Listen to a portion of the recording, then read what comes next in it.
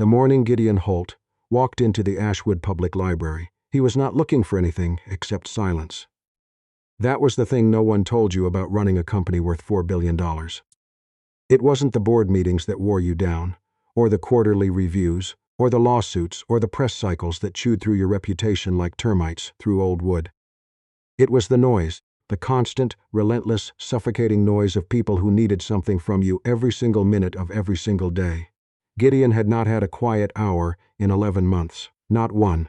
So when his car broke down 3 blocks from the Ashwood branch on a Tuesday morning in early March, his driver out sick, his phone at 4%, he walked through the first door he saw that wasn't a coffee chain or a co-working space with exposed brick and motivational quotes stenciled on the walls. The library smelled like paper and floor wax and something faintly like cedar. The lights were the soft fluorescent kind that hummed just below the threshold of hearing. 2 elderly men sat at a table near the window playing chess without speaking. A child was asleep in a beanbag chair in the corner, a picture book open on his chest. Gideon stood in the doorway for a moment, just breathing. "Can I help you find something?" The voice came from behind the circulation desk, low, unhurried, the kind of voice that didn't need to fill a room to be heard in it. He turned. The woman behind the desk was maybe 32, 33. Dark hair pulled back, with a pencil still threaded through it, reading glasses pushed up on her forehead. She was looking at him the way librarians look at people who wander in off the street with no clear purpose. Not unkindly, just attentive, waiting. "I just need to sit somewhere," Gideon said, "somewhere quiet." She studied him for half a second. Then she pointed toward the back. "Reading rooms through that door, no phones." He almost laughed. "That's fine." He sat in the reading room for 2 hours. No calls, no emails. He read 40 pages of a novel he'd pulled from a shelf at random. Something about a lighthouse keeper in Maine, and he didn't think about Walker Innovations, or the pending merger, or the board member who'd been quietly shopping his seat to the press. When he finally looked up, he felt, for the first time in nearly a year, like a person rather than a function. He went back the next morning, and the morning after that. By the 4th visit, the woman at the desk, her name tag, read Maren, had stopped asking if he needed help finding anything. She just gave him a small nod when he came through the door, the kind you give someone who has learned the rules of your space and is following them without being told twice. On the 5th morning, he ordered a coffee from the small cart near the entrance. The library ran it as a fundraiser, a hand-lettered sign propped beside a vintage percolator, and the volunteer manning it gave him the wrong order. He was about to say something when Maren appeared at his elbow, gently redirected the cup, and handed him the correct one without a word. "You remembered," Gideon said. She glanced up briefly. "Medium roast, no sugar. You've had the same thing 5 times. She turned back to the book cart she was restocking. "Not exactly a puzzle." He smiled. She didn't see it. She was already alphabetizing. He started noticing things about her the way you notice things when you have no phone to look at. The way she moved through the stacks with the economy of someone who knew exactly where everything was and had no patience for wasted motion. The way she crouched down to talk to children at their eye level, her voice shifting register without her seeming to notice. The way she slipped a granola bar to the teenager who fell asleep at a study table every Tuesday and Thursday, wordlessly, so he didn't have to feel it as charity. One morning there was a man at the desk ahead of Gideon, agitated, insisting he'd returned a book that the system said was still checked out and that he wasn't paying the fine. His voice had started to climb. The 2 chess players looked up. The child in the beanbag chair stirred. Maren said, "I believe you." Just that. Quiet, direct. No performance of patience. The man blinked. "Let me pull the shelf record," she said. "Give me 2 minutes and I'll sort it out." She sorted it out in 90 seconds. The man left looking sheepish. The library exhaled back into its usual hush. Gideon sat down with his coffee and thought about the last time someone on his staff had simply said, "I believe you," to a person who was upset. He couldn't remember one. He started lingering near the desk on his way in, finding small reasons to pass by. Not many. He was not a man who had ever had to work particularly hard for conversation, and he was aware that the instinct here needed to be managed. Maren Colby. He'd finally read her full name on a staff directory near the door. Didn't seem especially interested in conversation for its own sake. She answered what was asked. She offered what was useful. She did not flirt, did not perform warmth she didn't feel, did not seem to register that he was particularly notable or attractive or worth impressing. He found this, to his own surprise, extraordinarily restful. "Do you always work the opening shift?" he asked one morning, with studied casualness, while she was logging returns. "Tuesday through Saturday," she said, not looking up. "Early start. I like the quiet before people come in." She glanced at him then, a slight lift to one brow. "Present company being the exception. I try not to be loud." "You're not. You're just," she seemed to consider, watchful. People who watch a lot tend to eventually want to talk about what they've seen. Gideon said nothing for a moment. "Is that a warning?" "Just an observation." She stamped a return slip. "Reading room's open." He went to the reading room, but for the first time in weeks, he had trouble concentrating on the page. What he didn't tell her, what he didn't tell anyone, was that he had been to this library before. Not this branch exactly, but the system. The Ashwood Public Library had 3 branches across the county, and 23 years ago, when Gideon was 12 years old and sleeping on a cot at the Hartwell Family Shelter 6 blocks away, he had spent nearly every afternoon at the Millbrook branch, because it was warm, and no one asked you to buy anything or explain yourself. He had been there for 4 months while his father worked through a custody battle and a substance problem simultaneously, and came out the other side of both, barely. The Millbrook branch had a reading room, too, smaller, with one window that looked out at a parking lot. He'd read everything on the juvenile shelf twice and had started on the adult section by month 3. There had been a girl. He hadn't known her name.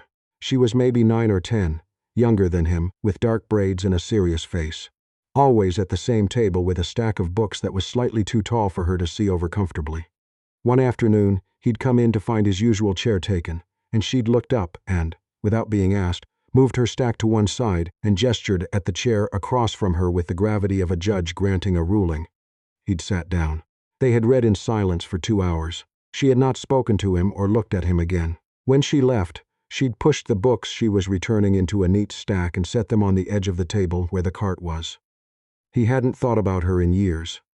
Or rather, he had tried not to, the way you try not to think about a specific kind of pain, not because it was a bad memory, but because it was too clear, too sharp at the edge. The memory of being 12 and frightened in a library and having a small, serious stranger silently make room for you carried a weight that did not diminish with success. The second week of April, Gideon came in on a Thursday and found Maren at a table in the children's section, with a boy maybe 8 years old, who was crying quietly into the sleeve of his jacket. She had a book open in front of him and was reading aloud, unhurried, her voice steady and low, and the boy had stopped crying without seeming to realize it, his eyes fixed on the page. Gideon stopped walking. He didn't mean to. He just stopped. She looked up and saw him standing there and said nothing, just returned to the page. He went to the reading room. He sat down. He didn't open his book. He had known, on some level, for 3 weeks. He hadn't let himself look at it directly because it seemed too large and too unlikely, and he was a man who had learned early that the things that seemed too good to be true generally were. But sitting in the reading room with his book closed on the table in front of him, he allowed himself to look at it. Dark hair, dark eyes, that quality of stillness, the stillness of someone who learned young to take up less space in the world. The way she moved through the stacks like she'd mapped every inch of them. The way she was always paying attention to who in the room needed something before they'd asked. He could be wrong. He was almost certainly wrong. 23 years was a long time, and memory was not a recording. But the way she'd looked at him when he first came in, just for a half second, before her expression settled into its usual composed professionalism, there had been something in that look. Not recognition. Not quite. More like the faint echo of a frequency she'd forgotten she knew how to hear. He left without speaking to her that day.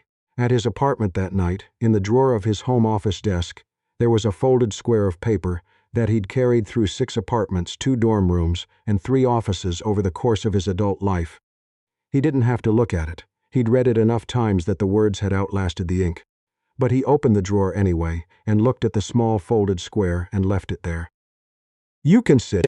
That was all. 3 words, printed in the careful block letters of a child who had recently learned that print was more legible than cursive. He'd found it on the chair across from her, on the 3rd afternoon, weighted down by a library pencil. She'd already been at her table when he arrived.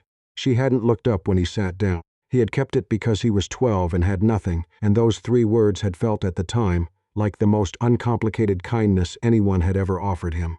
No reason behind it. No expectation. Just, you can sit here, you are allowed to take up space. You are not in the way, you are welcome. He put it back in the drawer and closed it. The next morning he came in at his usual time and went directly to the desk. Marin was checking in a return. She glanced up, then back at the screen.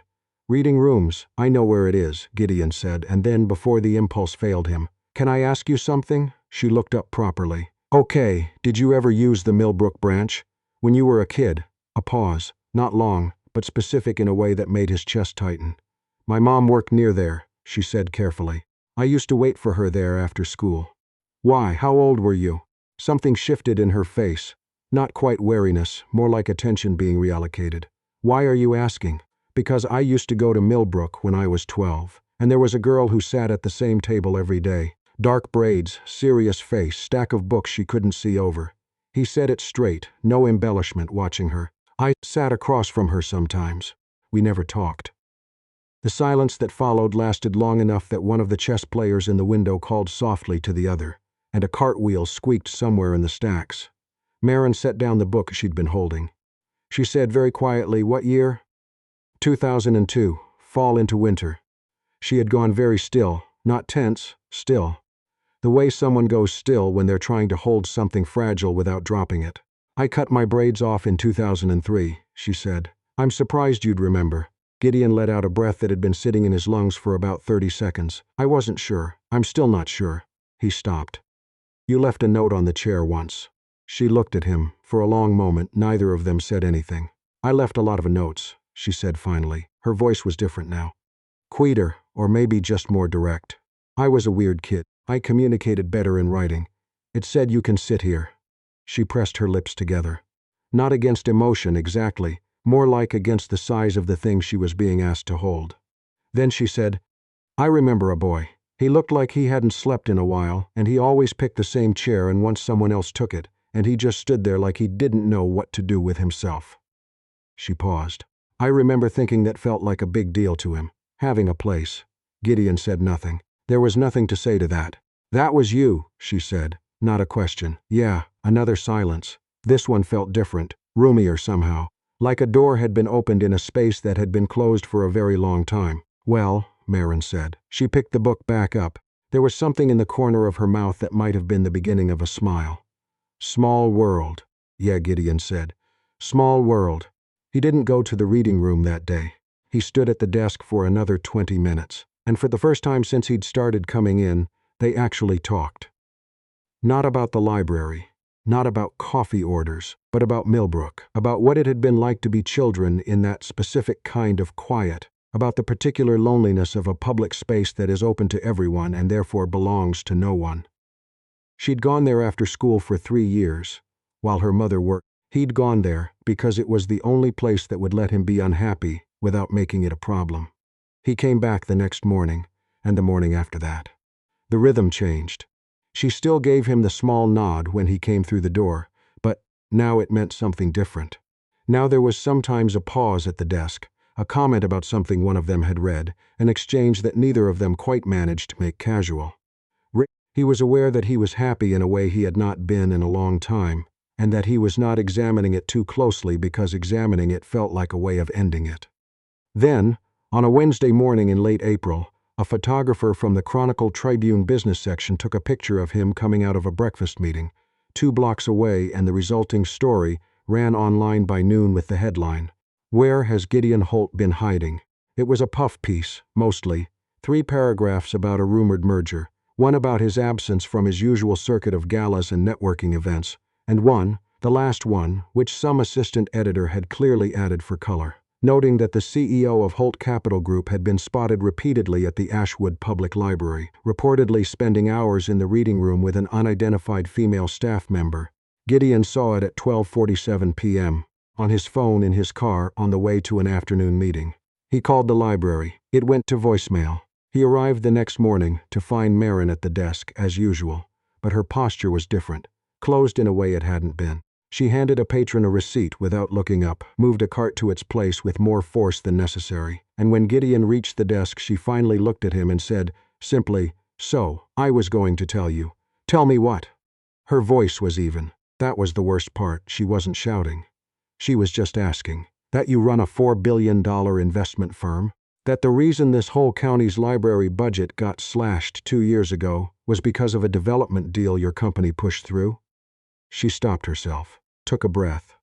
Or just that when I Googled you this morning, I found 47 articles and not one of them mentioned anything about you spending time in public libraries. The library budget. He stopped. That's not, the deal went through the county council. I know, she said. I know it's not that simple. I'm not saying you personally defunded us. She looked at him steadily. I'm saying I don't know who you are. I thought I did a little. And I don't. You know more than most people, Gideon said quietly. Do I? She set a book down on the desk. Because what I know is that a man I thought was just someone who needed a quiet place is actually someone with a whole other life that has real effects on real things, including this building, and I found that out from a newspaper article. She paused. Why didn't you just tell me your name? I would have told you mine. I did tell you my name, your first name. She looked away. That's not the same thing. He didn't have a good answer for that. The truth was that he'd been afraid, not of her, but of what knowing would do, of watching her expression reorganize itself around a net worth and a Forbes ranking, of losing the specific quality of her attention that came from her having no idea who he was.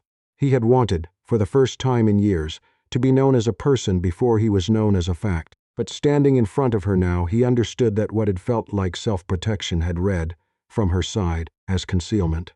I'm sorry, he said. You're right, I should have said. Marin said nothing for a moment. Then, I need to think. He nodded. Okay. He left. He did not come. 6 days. On the 7th day, he walked in at his usual time, bought a medium roast from the cart and stood at the desk. She looked up. He set a folded square of paper on the counter, in front of her, and stepped back. She looked at it for a moment, then she picked it up and unfolded it. Inside, in handwriting that was, after 35 years of practice, considerably more legible than it had been at 12. He had written, I'm sorry I was afraid. I should have trusted you sooner. You've been making room for people your whole life. I should have let you make room for the whole truth. Gideon Holt, who still picks the same chair. The corner of Marin's mouth moved. She looked up at him over the paper. You still pick the same chair, she said. Third from the left. Windows aside. She folded the note once neatly and set it on the desk in front of her rather than putting it away, as if she wasn't ready to file it yet. There's coffee getting cold, she said, and nodded toward the reading room. He went. He left the door open, which he never did. 10 minutes later, she appeared in the doorway with her own cup, leaned against the frame, and said, The library budget thing is genuinely complicated, and I'm not holding you personally responsible. I know. Thank you. I might still hold you partially responsible. That seems fair. She came in and sat at the table across from him. Not the chair she usually used when she slipped in to reshelve the reading room's returns. The chair directly across from his old chair from Millbrook, mapped onto this different room 23 years later. They read in silence for a while. It wasn't the same silence as before, when it had been cautious, exploratory, two people being careful around the edges of something they didn't have names for. This silence was the other kind, the kind that doesn't need filling because everything that needs to be in it is already there. I kept the note, he said eventually, not looking up from his book. She turned a page. I know, you told me, I meant. He stopped. I meant I still have it. It's in my desk. There was a pause. Then, quietly, she said, I think I was the weird kid who talked to herself up by leaving notes everywhere. My mom used to find them in her coat pockets, on the bathroom mirror, inside her coffee mug. She turned another page. I don't know why I left one for you specifically. I think you just looked like someone who needed to be told they could stay. Gideon looked at her across the table. She was reading, eyes on the page, and there was color in her face that had not been there a week ago, and she had not moved the note from its place on her side of the table. It worked, he said. She glanced up. Brief, unguarded, the expression of someone who has been handed something they weren't expecting and doesn't yet know what to do with it. Then she returned to her page. Good, she said. 6 weeks later, on the first Saturday of June, the Ashwood Public Library held its annual community fundraiser on the lawn outside the Millbrook branch. The original one, the one with the parking lot window.